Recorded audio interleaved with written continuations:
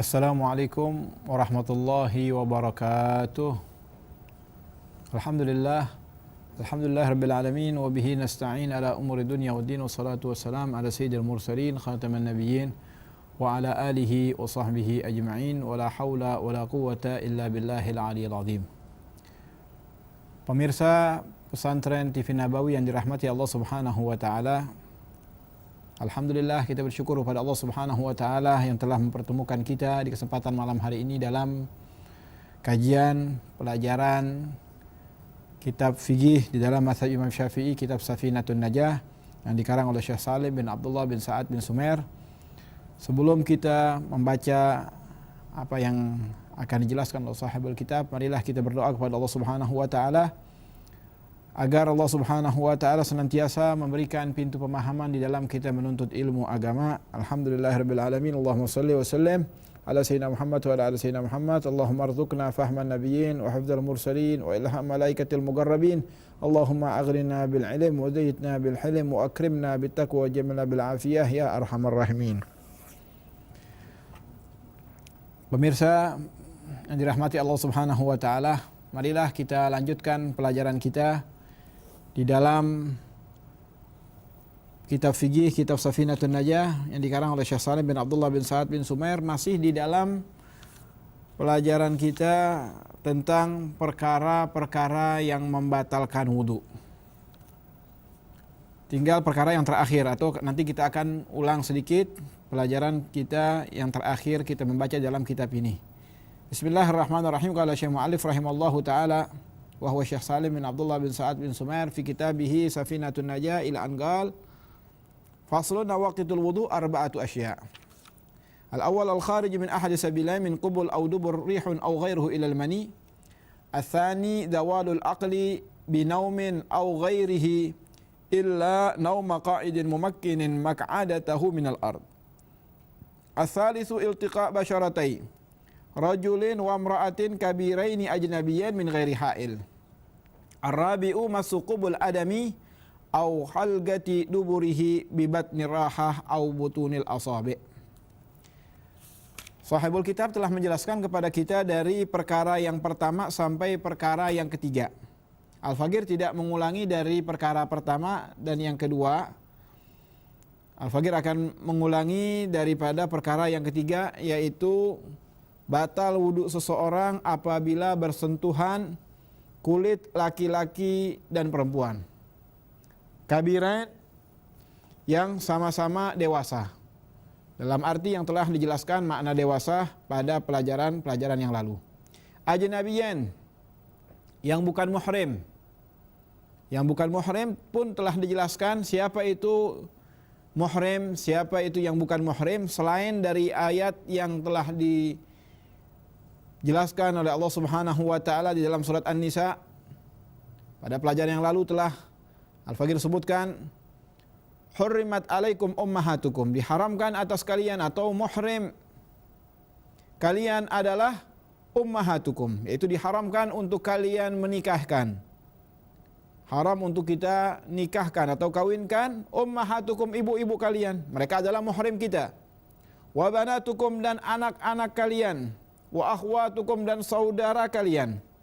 Wa ammatukum, dan bibi kalian. Wa khalatukum, dan bibi dari ibu kita, saudara perempuan dari ibu kita. Wa banatul akh, wa banatul ukhud, dan keponakan perempuan kita dari saudara laki-laki dan keponakan dari saudara perempuan. Itu muhrim dengan nasab 7 golongan. Muhrim dengan radha telah dijelaskan pula, apabila kita menyusu dengan seorang wanita maka dia adalah ibu kita, ibu susu kita. Dan dia mempunyai saudara perempuan maka dia adalah bibi kita. Dan dia mempunyai ibu, dia adalah nenek kita, dan seterusnya. Dia punya anak, saudara kita. Anaknya dia mempunyai daripada seorang anak wanita, ponakan kita juga, dan seterusnya. 7 golongan dari perantara air susu. Dan 4 golongan. Jadi jumlahnya muhrim itu jumlahnya ada 18. 14 telah dijelaskan 7 dalam ayat Al-Quran. Begitu juga dikiaskan pada orang-orang yang pernah menyusu dengan seorang wanita. Kemudian yang keempat adalah dari bagian perantara daripada pernikahan. Seseorang apabila telah mengucapkan ijab kabul, sudah selesai, maka diperbolehkan padanya untuk mencium tangan mertuanya. Dibolehkan dalam arti tidak batal wudunya, dan tidak haram untuk dia menyentuh kulitnya yang tadi sebelum dia melaksanakan akad nikah diharamkan untuk menyentuhnya, dan wudunya batal. Setelah dia melangsungkan daripada akad nikah maka tidak menjadi batal. Bahkan dihalalkan, tidak menjadi haram. Itu adalah ibu mertua. Kemudian siapa lagi? Kemudian adalah zaujatul ab, istri ayah kita. Istri ayah kita bukan berarti ibu kita kandung, tapi ibu tiri. Dalam bahasa Indonesia ibu tiri itu termasuk daripada muhrim dengan musaharah, dengan perantara perkawinan. Kemudian juga istri daripada anak kita, mantu. Kita mempunyai anak laki-laki menikah dengan seorang perempuan, kita terhadapnya tidak menjadi haram dan tidak batal wudhu kita kalau dia mencium daripada tangan kita. Kemudian yang terakhir, yang keempat daripada muhrim dengan musaharah adalah anak daripada istri kita. Kita menikah dengan seorang janda, orang laki-laki menikah dengan seorang janda mempunyai daripada anak perempuan, maka dia adalah anak kita juga. Tapi dengan syarat, bagaimana yang telah pada minggu yang lalu kita baca dalam Al-Quran, bahwa Allah Subhanahu wa Ta'ala berfirman, yang mana di dalam ayat tersebut disebutkan wa ummahatu nisaikum wa rabaibukum allati fi hujurikum min nisaikum allati dakhaltum bihinna. Bagi seorang ayah yang menikah dengan seorang perempuan janda yang memiliki daripada anaknya, dikatakan fa illam takunu dakhaltum, apabila seorang ayah belum sempat jima dengan ibunya, fala junaha alaikum, maka tidak halal bagi si ayah kepada putri tersebut. Jadi apabila seorang laki menikah dengan seorang wanita yang mempunyai daripada anak perempuan, itu anak perempuannya dihalalkan atau menjadi muhrimnya dengan syarat apabila anak tersebut apabila ayahnya sudah dukhul dengan ibunya atau sudah jima dengan ibunya. Min ghairi ha'il, menyentuhnya itu semuanya tanpa ada alas. Inilah yang dikatakan ketiga daripada yang membatalkan wudu seseorang. Yang membatalkan wudu seseorang, nempel daripada dua kulit. Kemudian laki-laki perempuan yang bukan mahramnya, yang sama-sama dewasa. Kemudian mungkin kita pernah mendengar atau kita pernah melihat seorang suami istri yang tatkala bersentuh tangannya, kemudian dia melaksanakan daripada sholat tanpa berwudu, mengambil dalil dari hadis Rasulullah SAW yang diriwayatkan Sayyidina Aisyah, yang insyaallah pada kesempatan yang berikut ini, setelah jeda berikut ini, kita akan meneruskan apa kata ulama dari menanggapi daripada hadis tersebut. Kita akan teruskan setelah jeda yang berikut ini.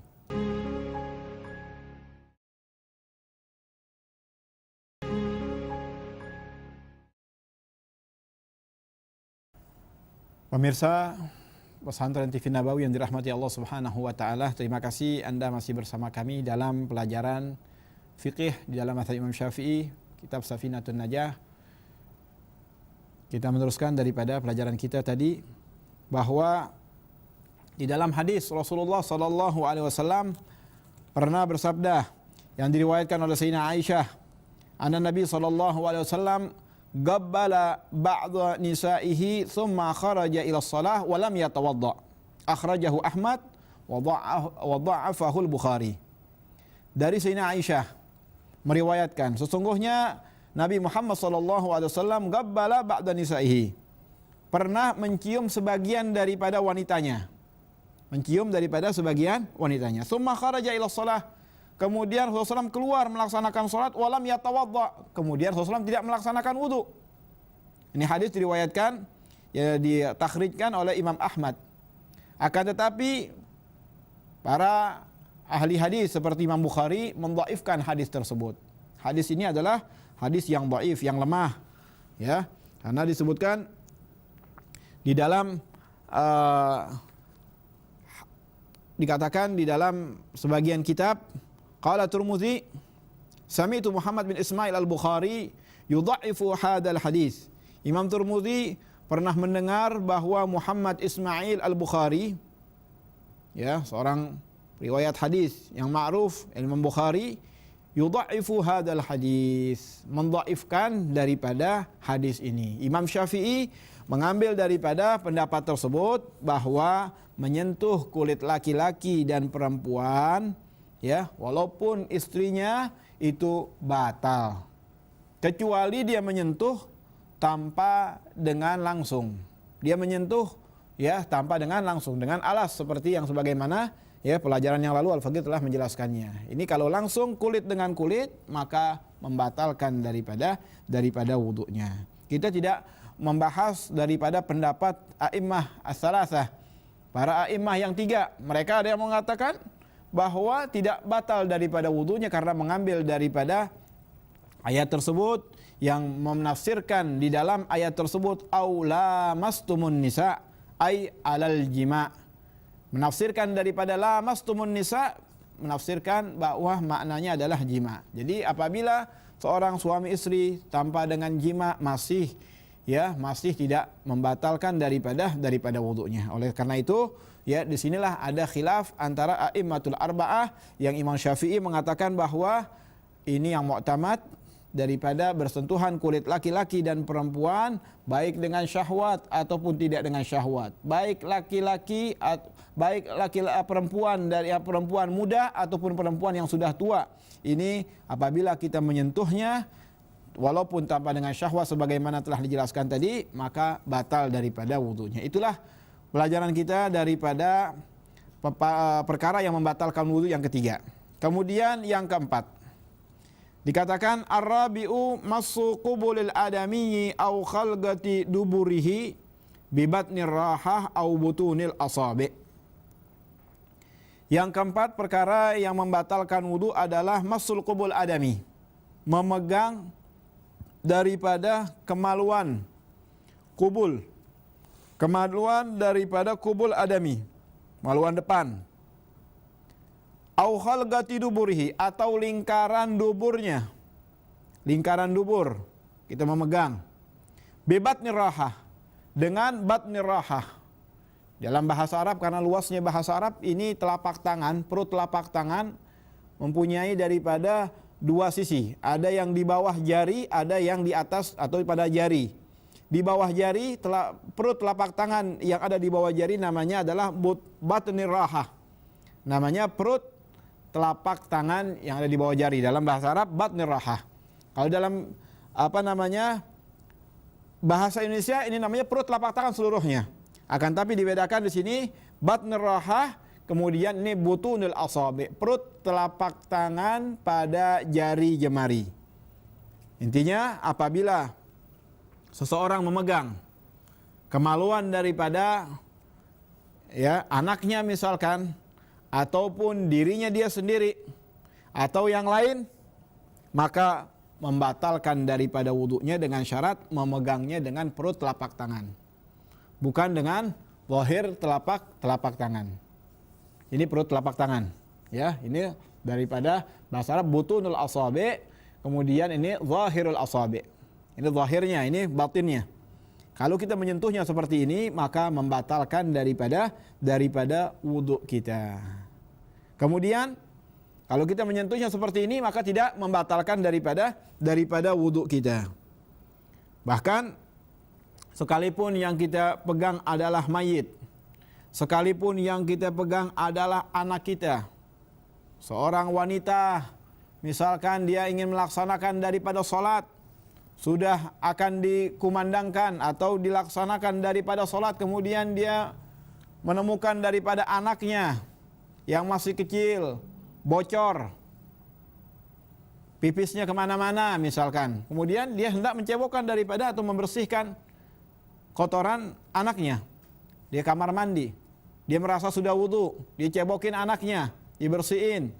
Kemudian dia pegang kemaluannya dengan perut telapak tangan, maka batal daripada wudunya. Kalau dia melaksanakan sholat tanpa dengan wudu, maka tidak sah daripada wudunya. Dalam hadis Rasulullah SAW bersabda, "Man massa dzakarahu falyatawadda." Siapa orang yang memegang daripada kemaluannya, zakarnya, falyatawadda, maka berwuduklah. Maka berwuduklah. Ini dalil kita di dalam pelajaran kita bahwa siapa orang yang memegang daripada kemaluannya, maka diwajibkan untuk berwudu. Ya. Kemudian di sini sudah jelas tanpa adanya hail. Tanpa adanya hail. Apabila seseorang menggunakan daripada sarung tangan, dia pakai daripada sarung tangan, kemudian dibungkus tangannya, kemudian dia membersihkan daripada kotoran pada kemaluannya atau kemaluan anaknya, atau seorang dokter sunat yang akan menyunatkan daripada pasiennya, kemudian dia pegang kemaluannya, kemudian dia hendak memotong, maka wudunya batal. Sebagian tukang sunat dia menjaga daripada wudu, tatkala dia mau menyunatkan seseorang, dia masih dalam keadaan wudu. Dengan dia memegang daripada kemaluan tersebut, maka batallah daripada wudu tersebut. Inilah daripada pelajaran fasal yang Al-Faqih dapat sampaikan. Ya, insyaallah kita akan meneruskan daripada perkara-perkara yang diharamkan bagi orang yang batal wudunya. Setelah kita batal wudunya, apa yang diharamkan? Ya, kita akan kaji pelajaran kita setelah jeda yang berikut ini.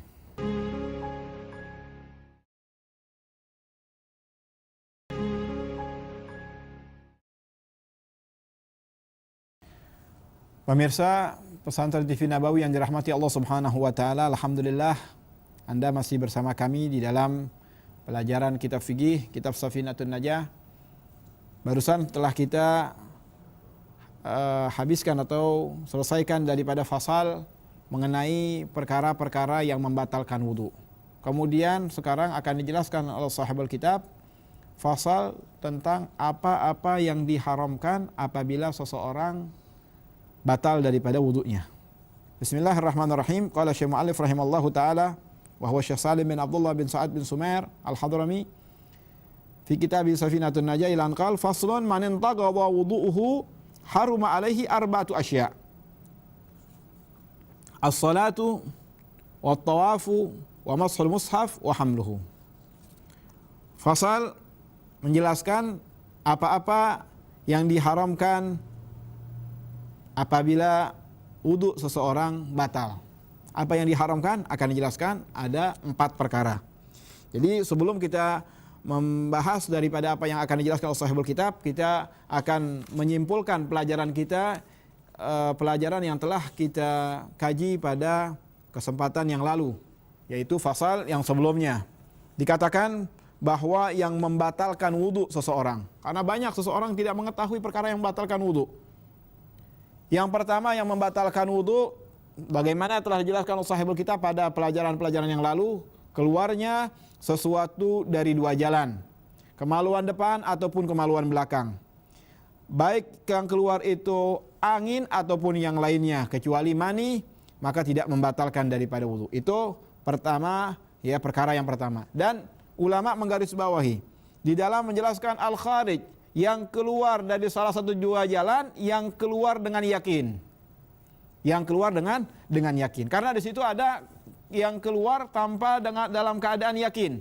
Sebagaimana syaitan mendatangi seseorang yang melaksanakan daripada salat agar meragu-ragukan daripada salatnya. Rasulullah SAW bersabda di dalam hadis yang diriwayatkan oleh Ibnu Abbas, anna Rasulullah SAW ya'ti ahadukum syaitan fi salatihi.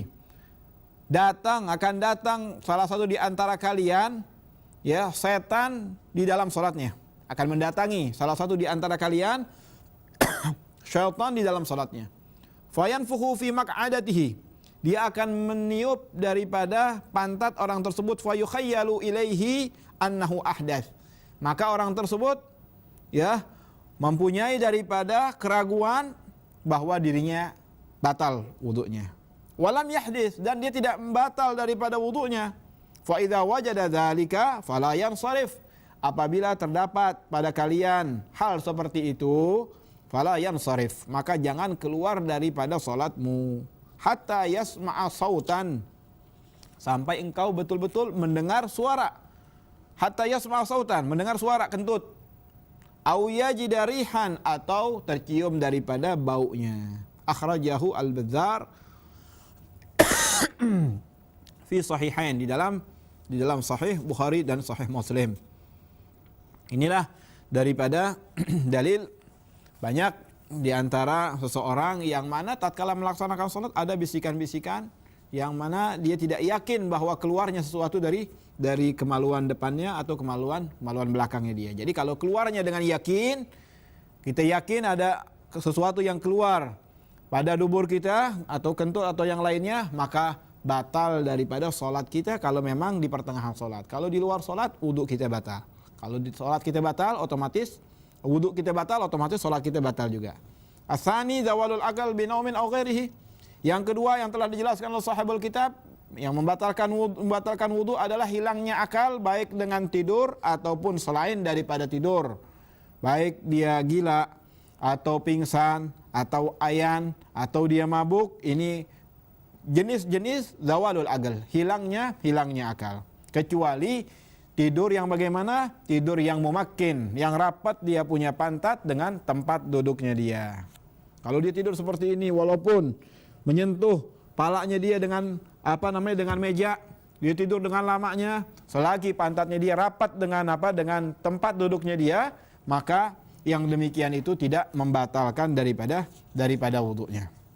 Yang ketiga, menyentuhnya dua kulit laki-laki dan perempuan tanpa adanya hail, tanpa adanya alas, yang bukan muhrim yaitu ajnabi, yang sama-sama dewasa, maka batal daripada wudunya. Kecuali anak-anak yang kecil, masih belajar pada TPA misalkan, yang masih berumur 7 tahun misalkan, atau 8 tahun, ya, belum ada tempat syahwat di situ, maka apabila dia mencium tangan kita, maka tidak batal wudu kita, karena kecil dan dewasa. Yang batal adalah dewasa dengan dewasa. Kemudian yang terakhir, yang keempat, masul qubul adami, memegang daripada kemaluan adami, ya, kemaluan Bani Adam di sini dikatakan. Beda dengan kemaluan binatang.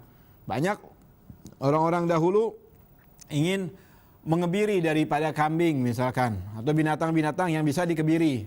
Dia potong daripada kemaluannya. Ini tidak membatalkan daripada wudu. Yang membatalkan daripada wudu adalah qubul adami. Masul qubul adami, memegang daripada kemaluan Bani Adam. Au khalgati, atau lingkaran daripada duburnya. Lingkaran daripada dubur dia pegang dengan apa? Dengan perut telapak tangan ini seluruhnya, baik pada jari atau pada bawah daripada jarinya. Dia pegang dengan yakin, maka membatalkan daripada wudunya. Setelah itu dia tidak boleh melaksanakan daripada salatnya sebelum dia melaksanakan wudunya. Dia wajib untuk ambil air sembahyang untuk wudu, kemudian baru dia melaksanakan daripada salatnya. Kecuali dia memegangnya dengan ujung daripada jari jemari. Ini ujung jari jemari tidak. Ulama menjelaskan dengan terperinci yang dikatakan perut telapak tangan, yang apabila kita rapatkan perut telapak tangan satu dengan yang lainnya, bagian yang tidak terlihat itulah yang dikatakan perut telapak tangan, yang apabila kita memegangnya membatalkan daripada wudu kita. Seperti ini. Bagian yang tidak terlihat adalah bagian yang dalam. Ini bagian yang tidak terlihat. Maka yang apabila kita memegang kemaluan, baik kemaluan kita atau anak kita atau yang lainnya, atau lingkaran daripada dubur, kita memegangnya dengan apa? Dengan batasan yang tidak terlihat tadi, maka membatalkan daripada wudunya. Itu yang dikatakan di sini adalah kubul. Beda sesuatu yang nempel dengan apa? Dengan kubul, seperti biji yang ada di dalam di samping kanan kiri daripada kemaluan itu. Itu apabila kita memegangnya maka tidak membatalkan daripada wudu kita. Dikhususkan pada zakar dan pada lingkaran dubur. Ini saja pelajaran yang dapat Al-Fakir sampaikan pada kesempatan malam hari ini. Ya, mudah-mudahan Allah Subhanahu wa taala senantiasa memberikan kepada kita ilmu yang manfaat, yang dapat kita dengan mudah untuk kita amalkan dan kita ajarkan kepada saudara-saudara kita yang belum mengetahuinya. Pemirsa, tetap di dalam pesantren, ikuti terus pesantren TV Nabawi karena kajian-kajian setelahnya itu menyambung atau berkaitan dengan pelajaran-pelajaran yang sesudahnya dan yang sebelumnya. Ya, mudah-mudahan apa yang Al-Fakir sampaikan bisa membawa manfaat. Wassallallahu ala sayyidina Muhammad an-nabiyil ummi wa ala alihi washabihi wasallam walhamdulillahi rabbil alamin. Rabbana anfa'na bima 'allamtana, rabbi 'allimna alladhi yanfa'una, rabbi faqihna wa faqih ahlana wa qarabatin lana fi dinina. Rabbana taqabbal minna innaka antas samiul alim wa tub 'alaina innaka antat tawwabur rahim. Rabbi ighfir warham wa anta khairur rahimin. Da'wahum fiha subhanakallahumma wa tahiyyatun fiha salam. Walhamdulillahi rabbil alamin. Wassalamu alaikum warahmatullahi wabarakatuh.